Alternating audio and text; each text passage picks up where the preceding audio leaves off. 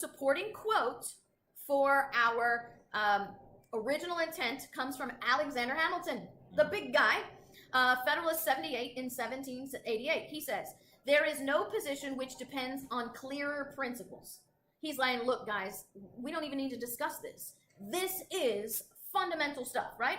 He says, there is no position which depends on clearer principles than that every act of a delegated authority contrary to the tenor of the commission under which it is exercised is void. That phrase, tenor of the commission, is synonymous to original intent. Yeah. It is synonymous to the meaning of the minds. The people who wrote the document dictate the meaning, and there is, and I love what he says here, JC, anything that is contrary to our intent is void. But once again, it's simple, right? You get the professors and the pundits and the politicians who tell you, oh, you can't possibly know what the founders meant. Remember what Don Gates told me when I started quoting founders to James Madison to him?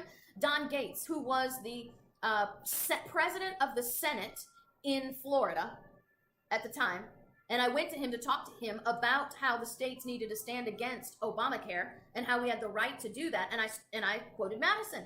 And this guy who's a Republican, claims to be an historian, a constitutionalist, looked me dead in the eye and said, Madison, huh? Been speaking to Madison lately? Having seances, have you? Seriously, that's the kind of garbage that I put up with all the time. And you said, no. No. It's called the Federalist Paper. Maybe you should read them sometime. Yeah. I'm a constitutional conservative. Then maybe you ought to act like one. Yeah. That's how that conversation went in the middle of the Florida Senate.